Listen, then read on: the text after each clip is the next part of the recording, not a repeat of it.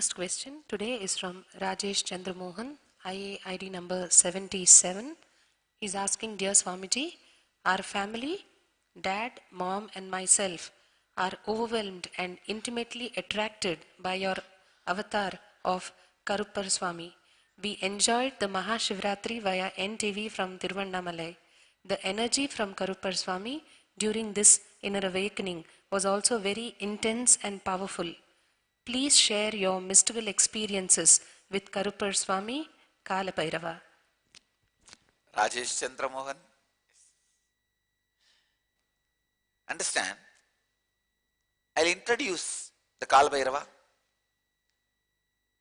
In North India, he is called Kala Bhairava, in South India as Karuppanna Swami. He is the causal body, the source from which everything comes out. Shiva has multiple dimensions. Please understand. When I am writing a book, I am a writer. When I am speaking, I am a orator.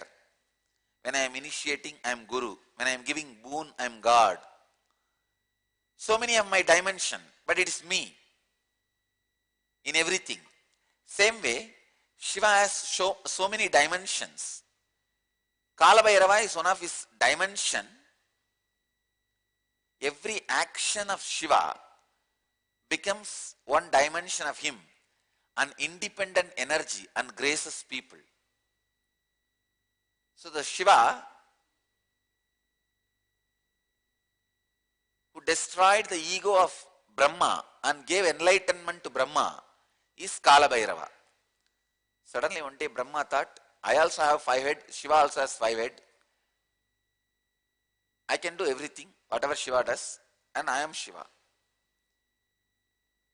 Actually, when you are Shiva, you will not feel you are Shiva, others will feel you are Shiva. You will just feel only emptiness, that's all. But this Brahma has become a little egoistic.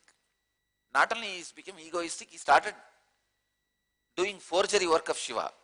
Whatever Shiva is supposed to do, and this fellow started interfering. Just Mahadeva threw a small nail from his finger, and that nail assumed the form of Kala Bhairava, went and cut the head of Brahma, just like that, casually. And that skull only is in the hands of Kala Bhairava. Brahma Kapala is in the hands of Kala Bhairava. And Brahma's ego was destroyed and he became enlightened. Then onwards, he became useful to himself and to the world, and deeply grateful to Shiva. So same energy came again in Pandya kingdom in the South India to destroy the ego of a king. See, there was a king, and Manikyavasakara, a great saint, was the minister. And the king told the minister, go and buy horses for the army. He gave the money. And this saint, when he was traveling, suddenly on the way he saw one enlightened being. And he fell in love with that being and he became disciple. That enlightened being initiated the saint. Shiva himself came as enlightened being. And Manikyavasaka, the saint, became enlightened by that Shiva's initiation. And he thought, why unnecessarily spend money and expand the army? I'll create peace in the country. He spent all the money and built the temple for Shiva. Then, on the particular time, the horses were not coming. King imprisoned that saint, Manikyavasakar. So Shiva himself converted all the wolves and foxes which stays around him in the cremation ground into horse, and came as a chief of the horse army, sitting on the horse, and handed over all these horses to king. and went away. That night itself, all these horses came back, became wolf again. Not only they became wolf again, they killed all the remaining horses which he already had in the army and ran away. King was shocked. Then he realized it is Shiva himself came. So he released the minister. Shiva appeared and blessed king and the kingdom. Don't worry, there will never be a war. You will never be affected by any of these calamities. I am there. You protect Shiva's devotees and Saiva Sampradaya, I will protect you. That is the time Shiva says, if my devotees are affected or disturbed, I will destroy the whole country. That was assurance given by Shiva only at that time. Still it is alive. This assurance has no expiry date.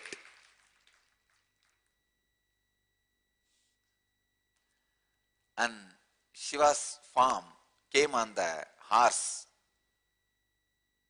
to destroy the king's ego, teach a lesson to king, is Karupanna Swami.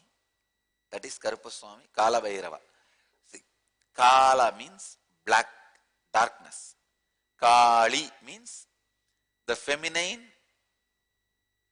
blackness, feminine darkness. Kala means the masculine darkness. Karuppu means again in Tamil darkness. In Sanskrit we call Kala, in Tamil it is translated as Karuppu. The causal body, the source from which everything comes out is Kala Bhairava, Karupanna Swami. Kala Bhairava was a powerful protector. Kala Bhairava always stood by me from the young age as my security. There is so much to share about Kala Bhairava. All right, let's go to the next subject, next question.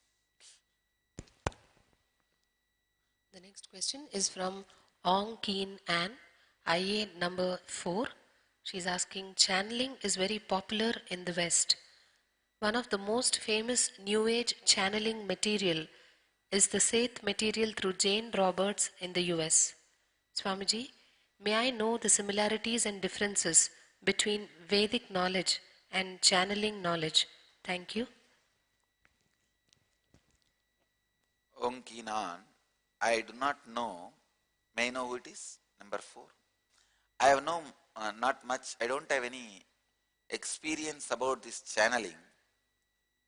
And I'll read and understand what is channeling, how it is happening. Then I'll compare both the Vedic Bhava Darshan and the channeling.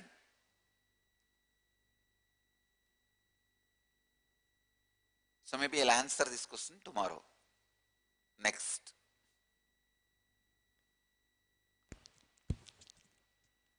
The next question is from Magda Begala, IA number 23. She's asking, Dear Swamiji, can you clarify if being in meditation continuously is being in consciousness continuously? Magda Begala, yes. Either you are in consciousness or you are in unconsciousness. That's all. There's no midway. Either you are in meditation or you are in confusion. There's no midway. If you are not in meditation, all those moments you are in confusion. There is no neutral gear, understand. Either you are in the forward gear or reverse gear. There is no neutral gear. Either you are in meditation or confusion. Either you are in consciousness or unconsciousness. That is why I insist on ajapa japa, continuously repeating. Continuously repeating. Continuously unclutching. Being in the meditation continuously.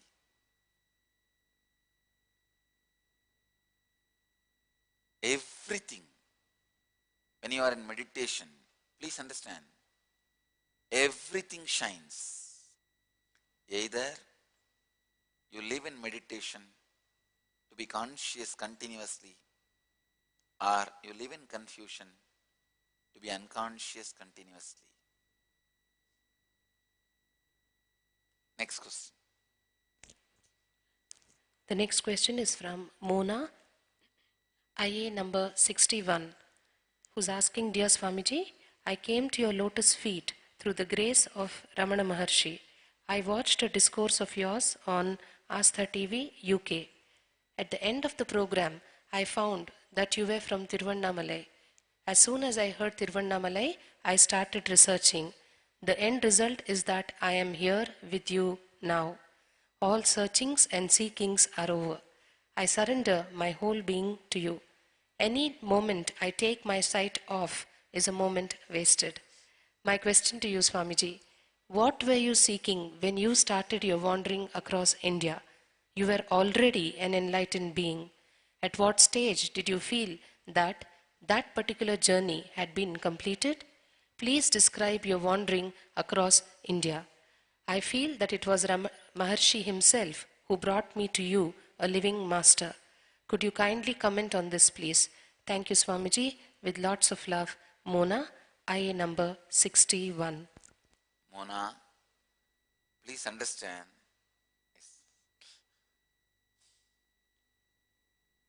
my wandering was not in search of anything for me, but in search of disciples and devotees who will receive what I am offering, and in search of perfecting the technology and the methodology to share what I am offering.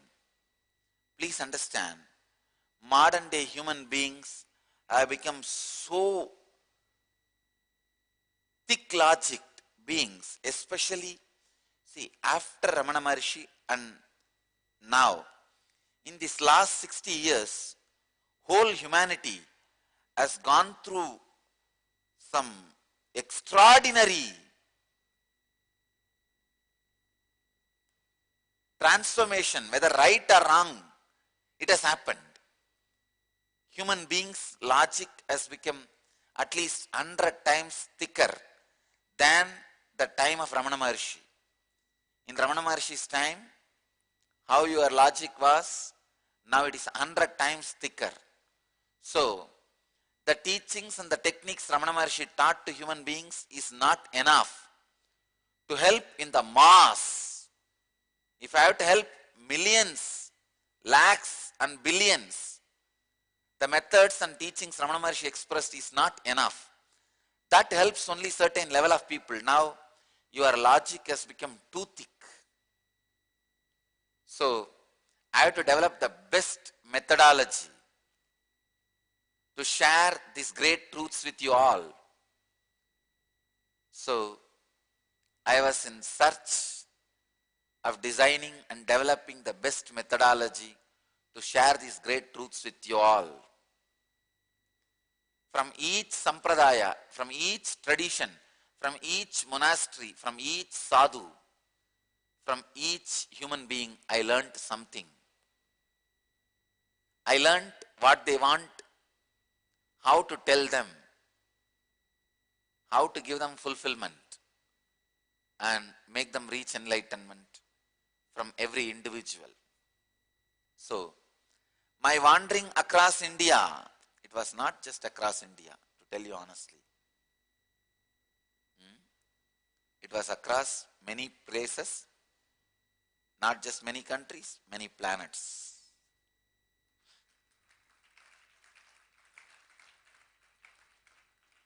At 2000,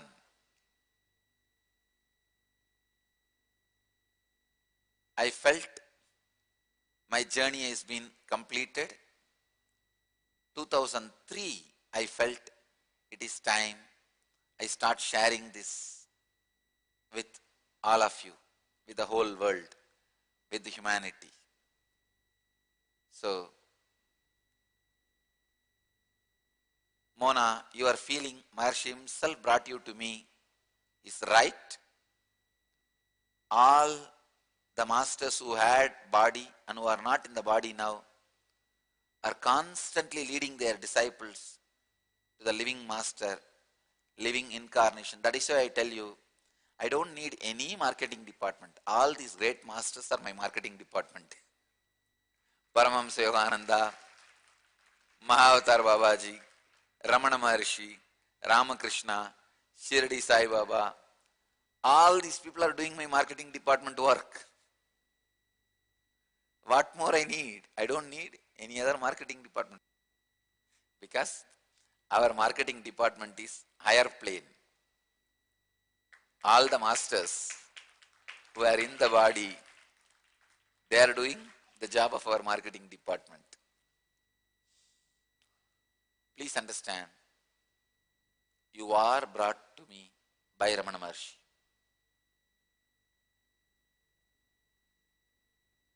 Maybe within IA, inner awakening, you will have his darshan, either in the dream or in the vision. That will clear your doubts. Blessings. Next.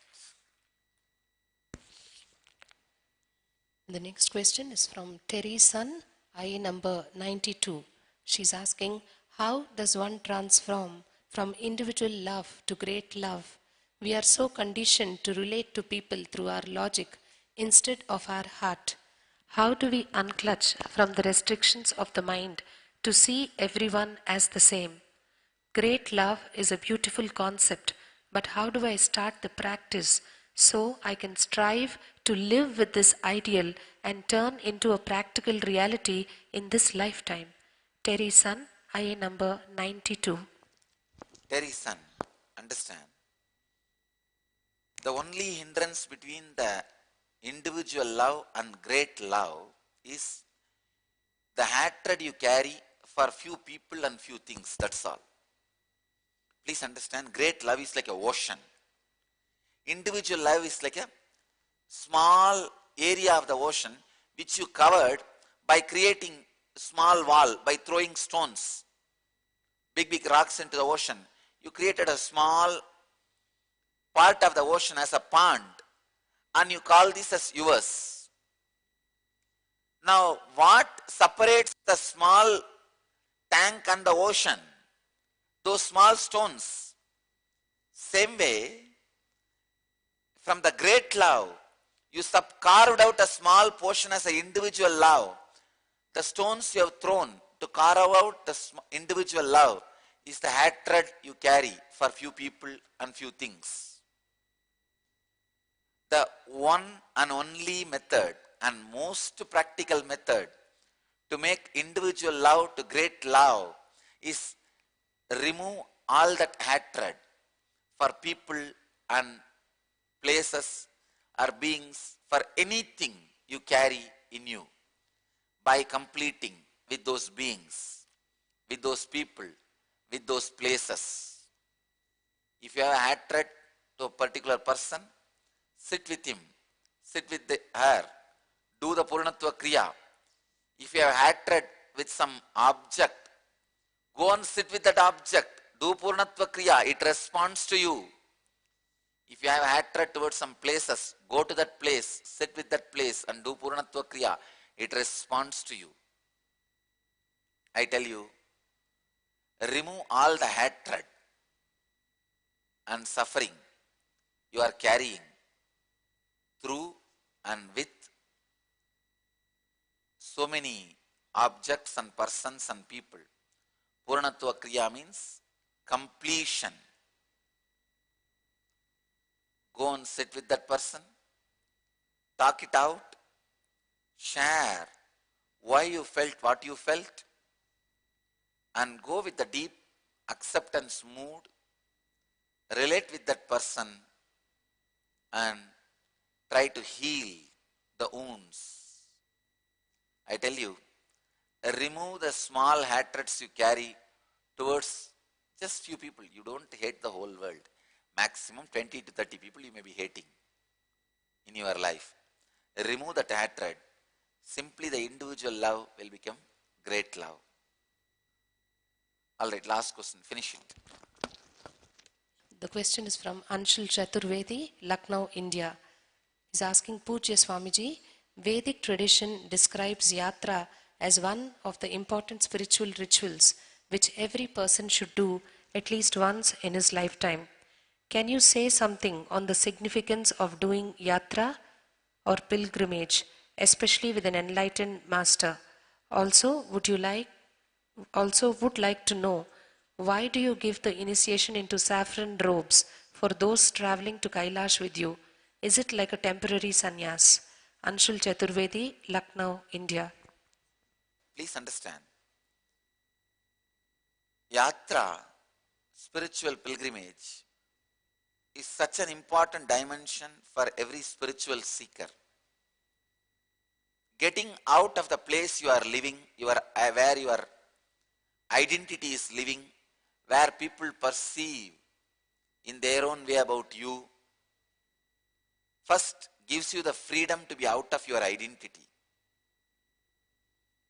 When you go to these high energy centers like Kailash,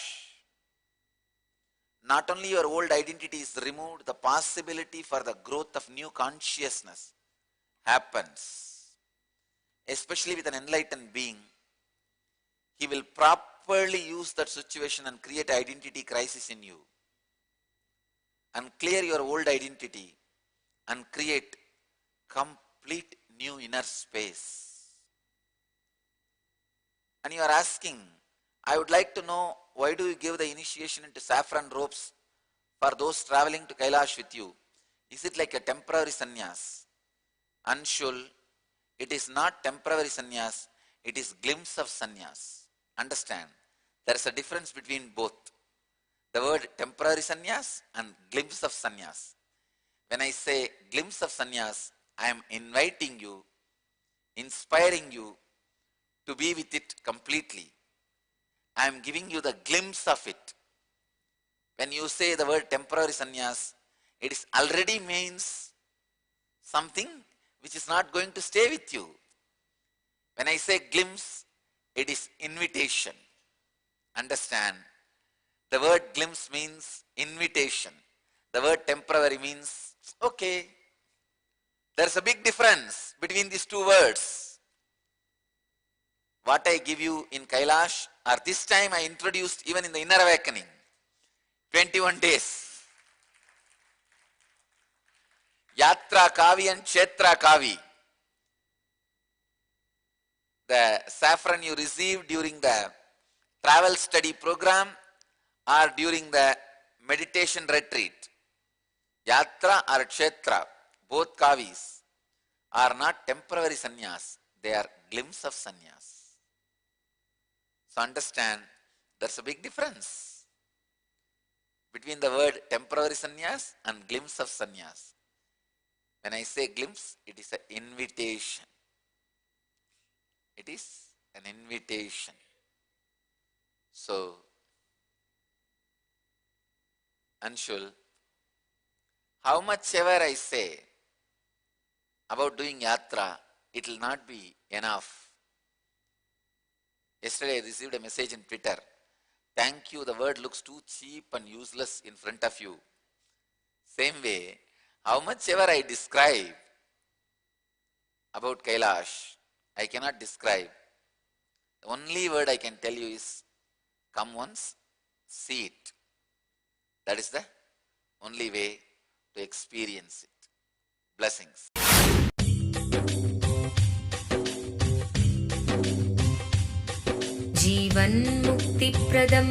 Paramahamsa Nityananda, a rare living incarnation, is named among the world's 100 most spiritually influential personalities today. Paramahamsa Nityananda has been placed alongside Dalai Lama, Nelson Mandela, Oprah Winfrey, Paulo Coelho and others by Mind, Body, Spirit, the world's top esoteric magazine from Watkins, London's oldest and largest bookstore.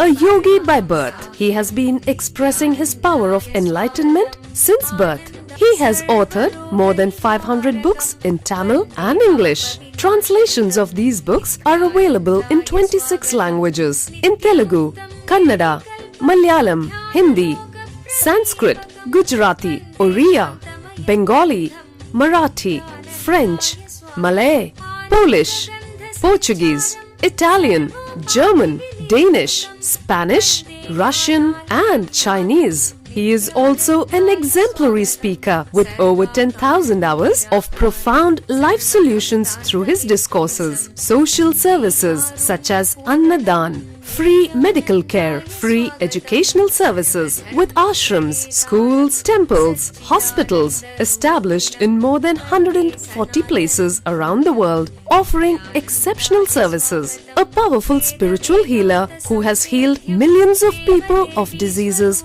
from migraine to cancer.